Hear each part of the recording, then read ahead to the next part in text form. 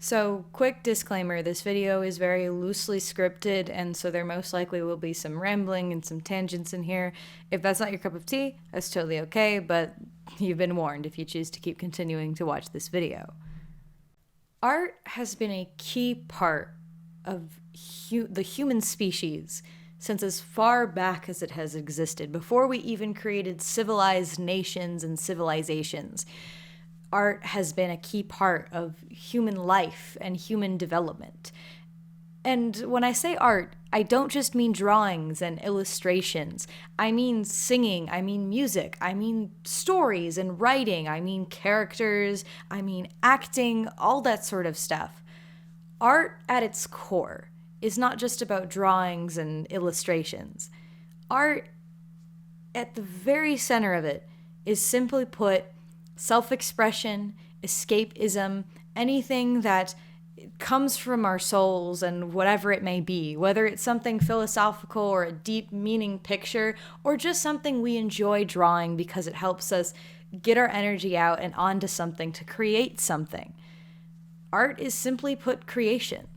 Art is also rooted very much in subjectivity and personal taste, which means that over centuries and millennia of art being a core part of our existence, what we see as popular or well-recognized art has constantly changed.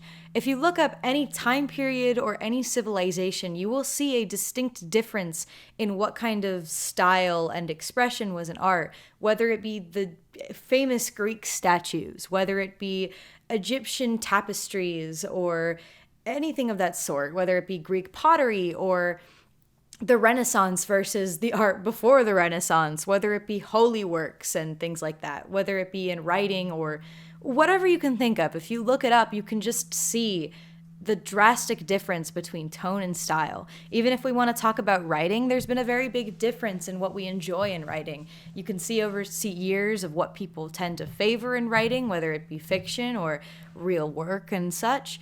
And it's constantly changing and constantly moving. Practically every 10 years, there's something different when it comes to what is the most popular trends of art and what people tend to look for. I mean, just to think of a very basic example right now when it comes to strictly art that sells for thousands and hundreds of dollars. I mean, we've gone from very detailed, painstakingly crafted paintings and sculptures to minimalist work. Things that are blank canvases of a solid color with maybe a different colored dot in the middle. And, say what you will about art like that, it's still considered art.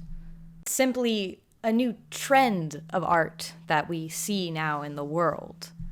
However, there are two kinds of mentalities when it comes to art that I feel can be very toxic to art as a whole, and that can be very detrimental to some developing artists and can kind of put them on the wrong path or can really stifle their development as an artist that I want to talk about. And I will say this, they are not majorities, they are much more often vocal minorities. But that doesn't mean that they shouldn't be talked about, and that doesn't mean that they can't have a great effect on some younger artists. And I want to put the conversation into the world, and I want to have that conversation with people. So I want to talk about these two mentalities that I feel can be damaging. And one of them has existed for years, and one of them probably could have existed for years, but I wouldn't have known, and it certainly is more prevalent now than I've seen in the past. The first one is certainly probably the less damaging of the two, I suppose. It's not as, the people who usually do it are usually not as extreme with it. However, it's still one I want to talk about because it still can be a rather unhealthy mindset to have in its extreme form, and it can be very detrimental to having conversation and talking about things and expressing ourselves. And that's the idea that there are some people, a certain amount of people, who believe that somebody merely stating what they like and don't like in art means that they are being rude, means that they're wrong, that they're just a hateful person, that you can't tell people what you like and don't like in art, because that means you're telling them what to do, and that means that you're being like that you're just being bossy, or that you think that there's like a strict rule book, you know what I mean. It's the same kinds of people who might tell you that you can't like not like a certain thing because someone will be offended by that. Even when it's something so minor as, say, a specific kind of clothing trend. You know what I mean? And the reason why this, to me, from what I've seen, can be so unhealthy is that it stops people from really having a conversation. Let's be real. How much of a conversation can you get from just talking about what you like? Doing nothing but praising things. It kind of gets boring after a while. It really does lose its charm. That doesn't mean that we should be hateful people. It just means that conversations are more interesting when people have more opinions other than just, I like everything, But some people seem to have the impression that by merely just not liking something, it means you're stopping other people from doing it, or that you're preventing people from doing what they like. Which is just not the case. There are people like that, trust me, and I mean, I'm going to talk about the other side of that in a minute, but it doesn't mean that people are always going to be like that. That just because someone says, I don't really like how some people do this when they create certain things, that doesn't mean that they're telling people you shouldn't do that. It doesn't mean they're telling people that, like, well, because I don't like it, no one should do it. It just simply means they are a person who has a subjective opinion about something as subjective as forms of art. And some people don't seem to understand that. And again, it's not as extreme as the other one, and it's usually not as damaging as the other one. And again, I will say sometimes there's not a reason to hate things, but at the same time, we shouldn't be telling people that they can't not express their opinions and have a conversation about what they don't like in art, because that's rude. I mean, it certainly is rude if you walk up to somebody who drew a picture and said, like, I don't like it when you do this thing, and go on a whole long tangent about something, and you're just kind of like, well, you could have seen that it looked like that from the thumbnail, so why are you here, like, preaching to me about it when at the end of the day you say that I can still do it anyway? There's a difference between it being personal and directed towards somebody than just being a general thing, There's a difference, and context does matter in situations like that. I just think it's not a healthy mentality to have, to say that you can't say that you don't like a certain thing, because we are as humans. Art, honestly, when it comes to a lot of art related things, it's the same level as what your favorite colors are, or what your favorite fashion choices are, or what have you, It's the same reason why some people say, I don't really like horror movies, or I don't really like sci-fi movies, Doesn't mean that they're saying other people can't like them. It just means that they don't personally pay to go see those movies. There's nothing wrong with that, and I wish that some people wouldn't preach that mentality that you can't dare say you don't like something just casually in conversation. However, there is another extreme to this, and it is sometimes the more destructive of the two, and thankfully this is something that has been dying off a little bit over the years. It was certainly a lot more prevalent almost a decade ago, a couple years ago it was a little bit more prevalent, but it is still something I see, and it's something that I think is just it's very bad advice to give someone, and it can be very, very destructive to a young artist and someone who is very new to art. And it's people who act like there are strict rules to art, and that it's wrong to like how something looks because it's not the popular trend, or like that's not, like, people who say that, like, well, you can't draw like that because that's not how you're supposed to draw it. It's those kinds of people. And they do still exist. There's one I'm thinking of right now, but I'm not going to say that because this ain't a drama video, okay? But you'll see this a lot, honestly. I will say this. You see this very commonly with those kinds of really snobby art students who, like, went to a big art school and they start telling you like, well, you have to do this and this and this because it worked for me and it works for some other people, so that's the only way you can do art. You know, it's not, no, that's just not how that works. And this one kind of blows my mind a little bit, because we've seen time and time and time and time and time again that art changes over years, and that constantly when you have people saying you can't do that in art, people do it anyway, and suddenly it becomes one of the most popular things. One of the most famous art movements centered around Europe and the idea that people were starting to create paintings based more on life rather than really heavy overtones of religious themes. You know, it was transitioning from constantly having to be pictures of like Mary and Jesus to transitioning to actually painting more from life and less heavy religious related artwork. And at the time, there was major pushback against that, because how could you possibly do that? That's not how you're supposed to do art. And yet, how many pictures do you see nowadays drawn by modern artists that have really, really, really heavy religious overtones? Probably not much, if I'm going to guess. I will say this. I'll say this right now. There is, in fact, there is fairness in the advice of learning the rules before you break them. In any kind of art field you go into, there are usually some basic stuff that all beginners are taught. However, you can break those rules. Typically what you'll see is what most masters will tell you is they'll give you a list of basics and rules to follow, and the last rule will usually be break all of the rules. Take a sledgehammer and shatter them to the ground. Because once you learn the rules, the idea of art is to learn those basics and then do something completely different, because now you know what the rules are. And that is very, very fair advice.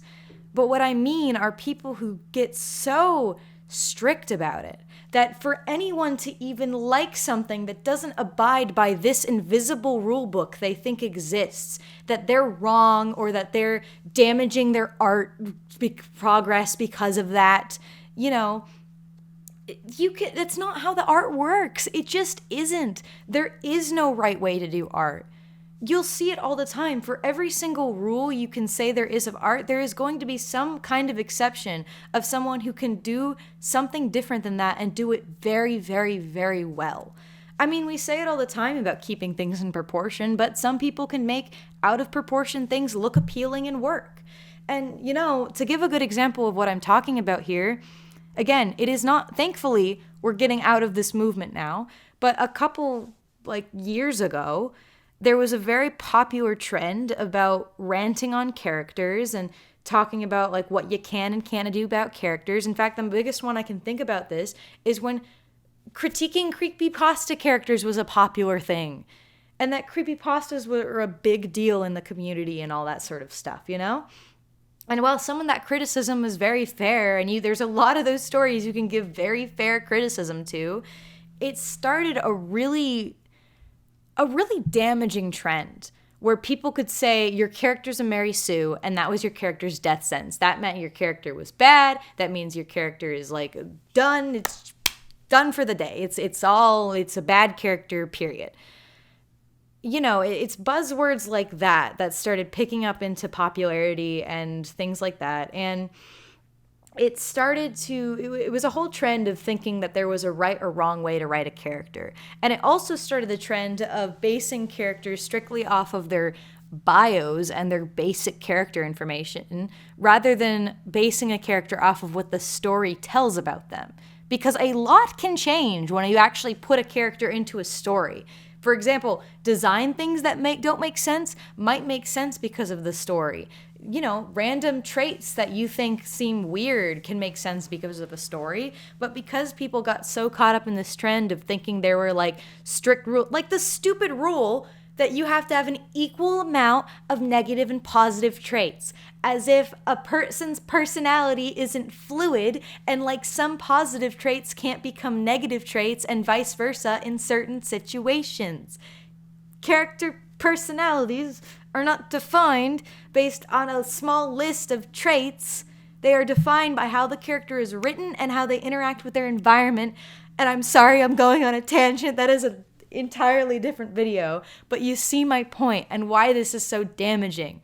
It can make people having this idea of this invisible rule book and that there are things you can and can't do when it comes to art-related subjects can be super damaging to a young artist, and it can make them scared to actually do things that are risky or do things that are out of the norm, you know? And that experimentation is an important part of finding your voice when it comes to art, because that is the hardest thing to do. And telling people that they can and can't do something, or that you can't do that because it's a cliche, or you can't do that because it's like not, it's overdone, you know, that kind of stuff can be damaging, especially when the person doesn't actually have good reason behind why they are saying that. That criticism can work, but it depends on the context.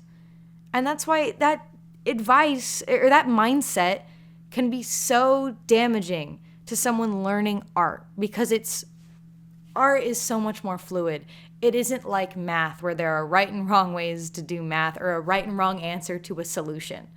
Art is fluid. It is constantly changing. And if anyone ever tries to give you advice based on some kind of rule book, take that advice with a grain of salt, because chances are they might not actually know what they're talking about. They might, and it might actually be helpful advice, but it might not. So be careful if someone seems to be acting as if there is some kind of legendary rule book that is 1,000 years old and written on a scroll somewhere, you know, in the middle of the ocean. I don't know.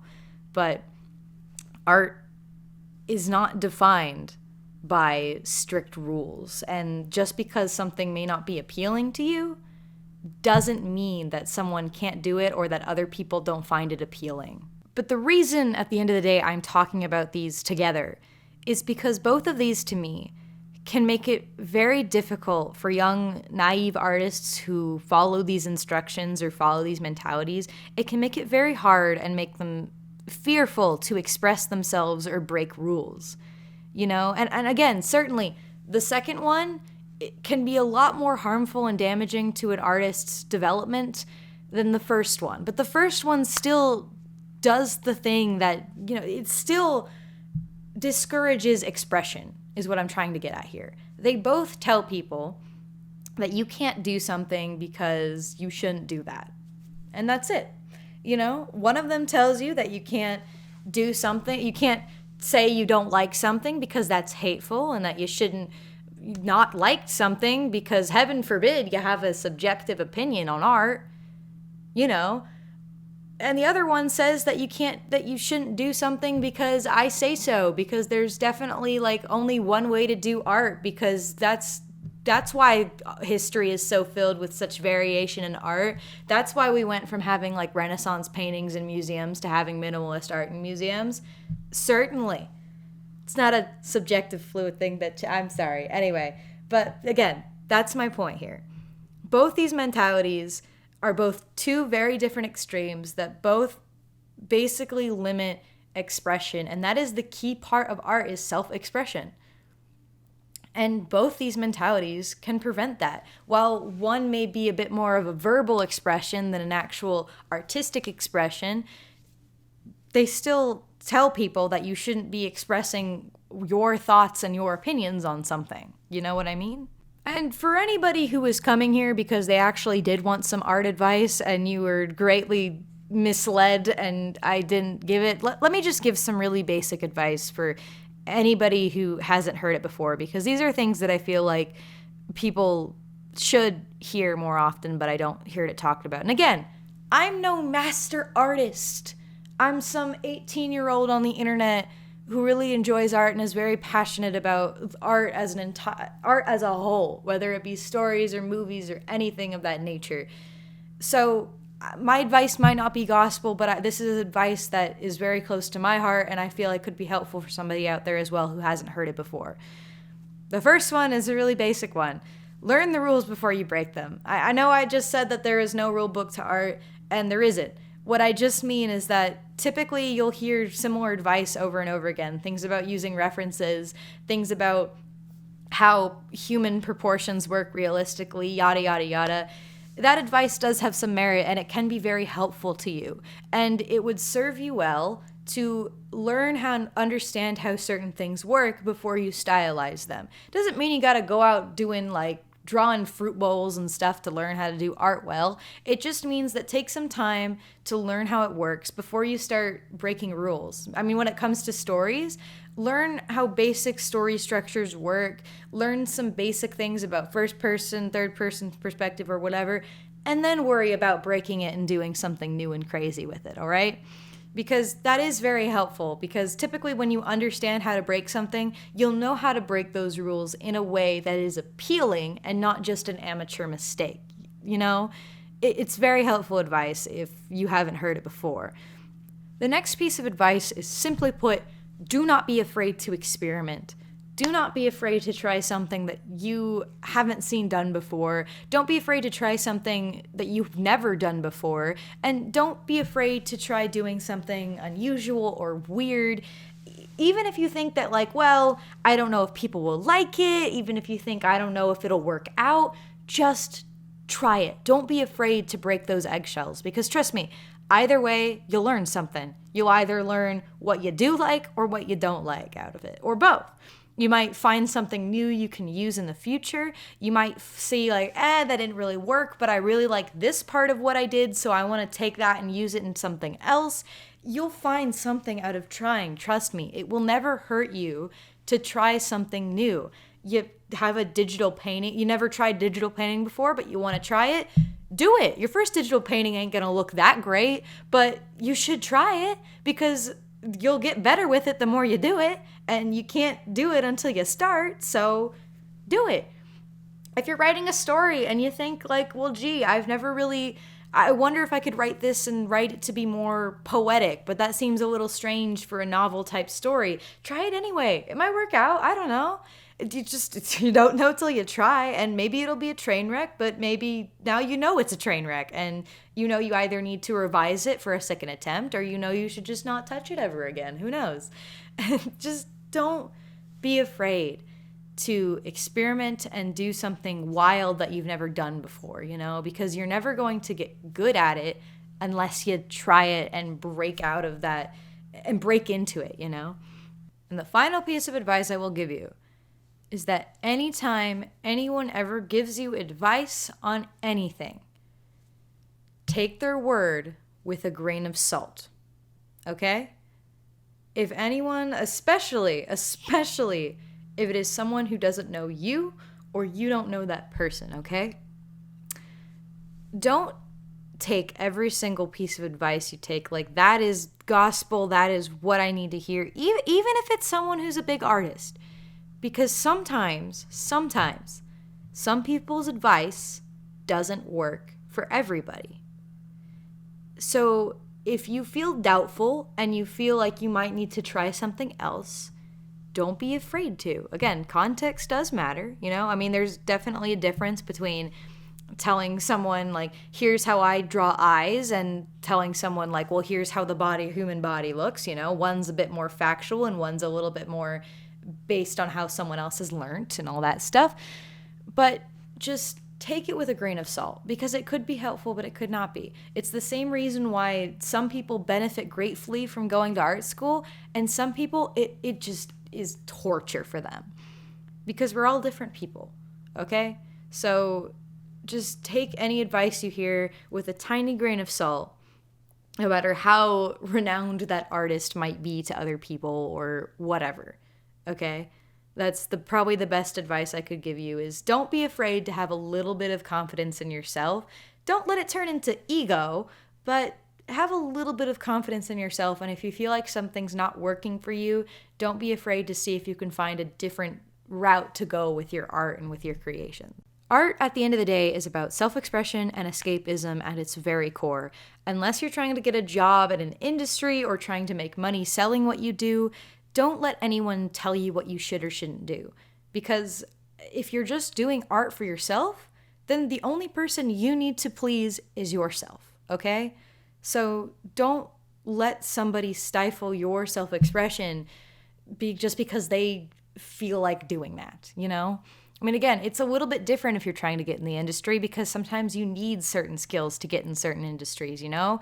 Someone who does still life and paintings can't exactly jump into a career in animation unless they have other artwork that can express that. And someone who does nothing but character design and turnarounds and 3D models can't exactly just become a famous writer for a movie unless they've actually written something before. You know what I mean? So if you're just doing art for yourself, do art for yourself because that's the only person who matters in that situation. And also, don't let anyone tell you that you shouldn't voice what you like or don't like in the world of art.